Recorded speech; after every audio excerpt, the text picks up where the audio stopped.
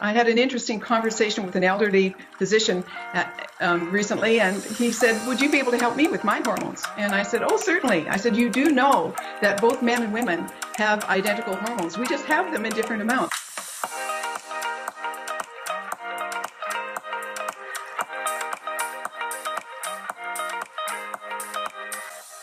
All right, you might find it interesting to note that men and women have identical hormones.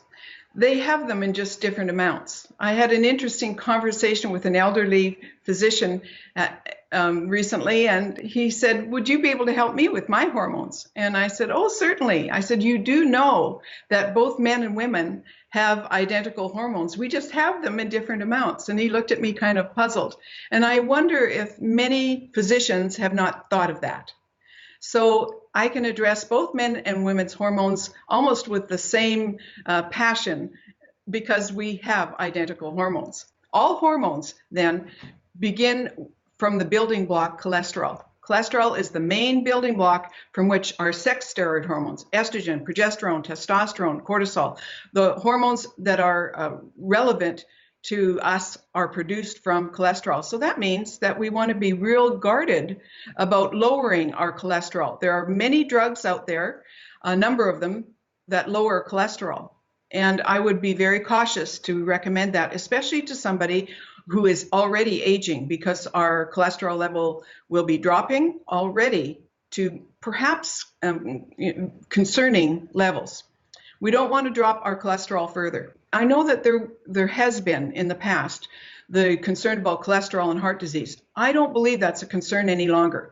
They're now pointing to sugar being the bigger problem for heart disease than cholesterol. We'll get into that in another video down the line. From cholesterol is produced pregnenolone, and pregnenolone has been tried by some practitioners, but it doesn't seem to produce the effect that giving people real progesterone does. Progesterone is the next hormone in the biosynthetic pathway, cholesterol to progesterone. Now, progesterone gets its name because it is the progestation hormone for a woman who is trying to keep a pregnancy. However, keep in mind that both men and women have progesterone, just in different amounts. In fact, a woman's progesterone will go up to 400 times, multiplied times when she's pregnant. Her body needs that progesterone, escalating progesterone, to maintain her pregnancy. Now, progesterone will be needed also to produce cortisol. Cortisol is our stress hormones produced by our adrenal glands.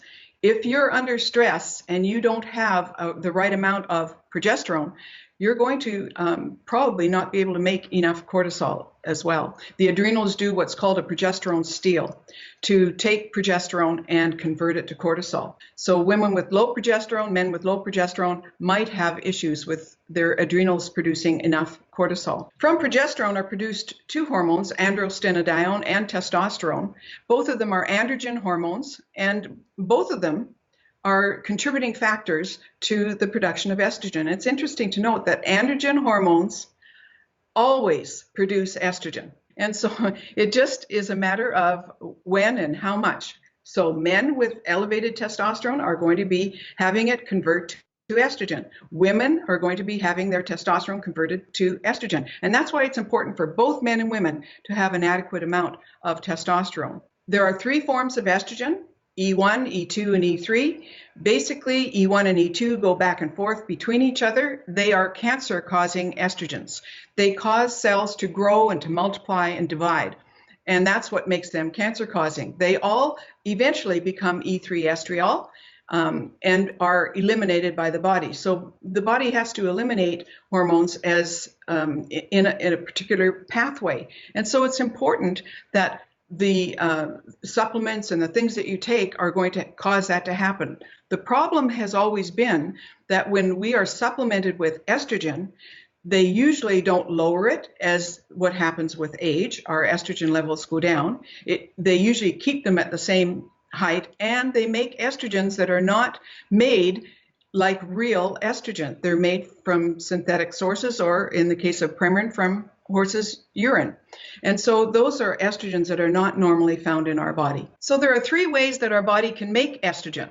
One is in ovaries of women.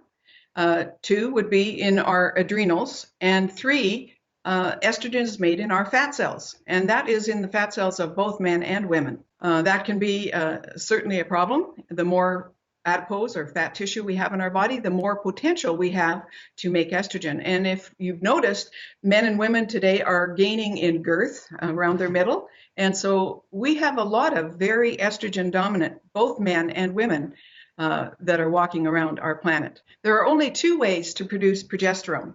Progesterone is produced in the ovaries of women when ovulation takes place, and then in the adrenals of men and women, but it is never produced in our fat cells. It is common to have a progesterone deficiency exhibit itself with both men and women. When progesterone circulates in the blood, 90% of it is bound to a protein or albumin fraction.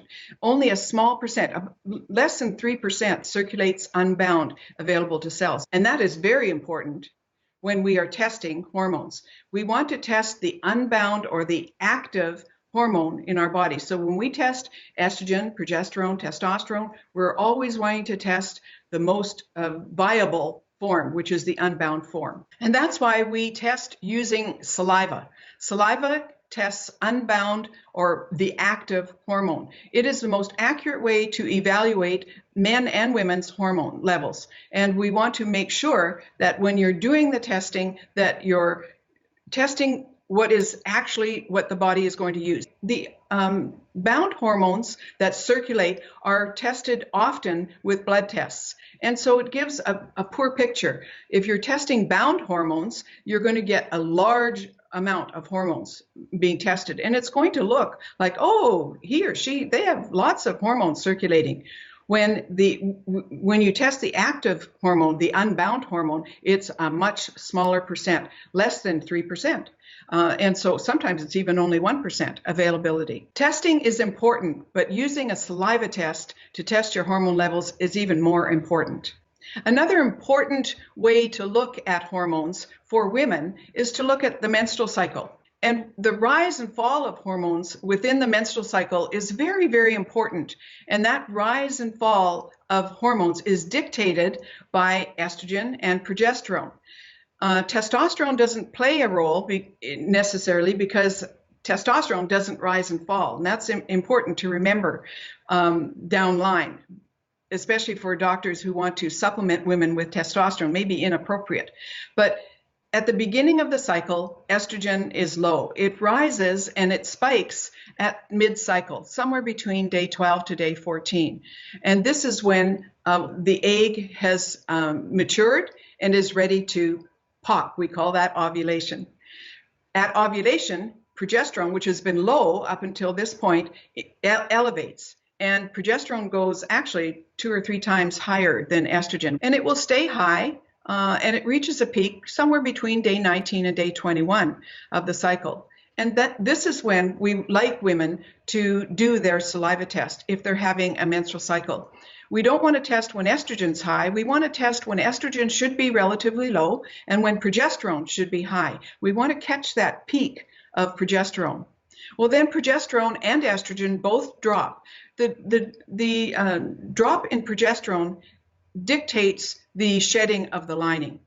And so the cycle very much is controlled by the rise of estrogen and the fall of estrogen, the rise of progesterone and the fall of progesterone. So it becomes very important for women to understand that your menstrual cycle may be part of the problem. So one thing that can happen if progesterone is not there, say you didn't ovulate and there's no progesterone produced, that allows estrogen to reign supreme through the cycle.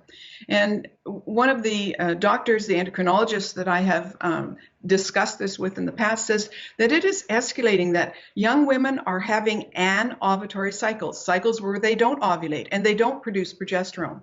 And even if that happened just once, where your estrogen went high and your progesterone stayed low, that would be a sign of estrogen dominance right there. And so we're seeing younger and younger women experiencing estrogen dominance. It becomes very important again to test your hormones in these stages of a woman's life to make sure that her estrogen and progesterone are optimum, where they're supposed to be. We can also tell whether a woman has ovulated or not by her saliva test.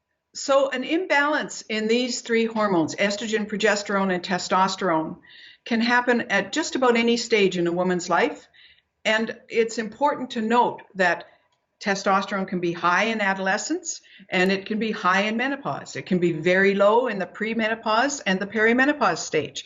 Estrogen can be fluctuating. In fact, in the absence of adequate progesterone, estrogen will fluctuate, and that causes surges in estrogen that will contribute to hot flashes, night sweats in both men and women. So fluctuating hormones aren't healthy. Low hormones aren't healthy. High hormones aren't healthy. The only healthy hormones are those that are in balance. And the way to determine that is to use a saliva test to see where they're at. When women suffer from estrogen dominance, it really is a concern because estrogen proliferates cells, causes cells to grow and multiply and divide.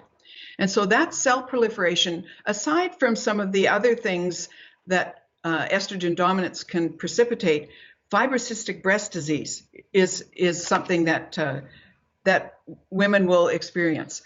They will also experience very heavy periods because the lining in the uterus is produced by estrogen. Breast swelling and tenderness can also happen for women that are estrogen dominant because, again, estrogen's role in the body is to proliferate, to grow, multiply, and divide cells. We know that cysts, ovarian cysts, can absolutely be caused by elevated estrogen unopposed by adequate progesterone. So always estrogen dominance will mean low progesterone for women. Bone mineral loss will be another huge concern, and that's happening younger and younger. We know that things like foggy thinking, low thyroid, it covers a myriad of problems across a woman's health and wellness. So hormones have a tremendous impact on our lives, and particularly an imbalance between estrogen and progesterone. So what do we do now? We don't want to leave you without hope. We want you to understand that we have created a program that has been used for the last 10 years, is very successful, and has helped thousands of women. Number one, of course, is going to be do a saliva test. Evaluate your hormones. That's the step one. We need to know what we're starting with. Step number two would be to become educated. Find out yourself. We have put some links in the information below that will help you to understand the issues more. We want women to be confident in what they're doing and in how to move forward. We have put together, step three, a program that works. We have used it for the last 10 years. Dr. Lee and I put the skeleton of it together, and we've been able to use this very successfully. And that program is available to every single woman and man listening today. It's important that every woman experience health and wellness. And from my opinion, that begins with balanced hormones.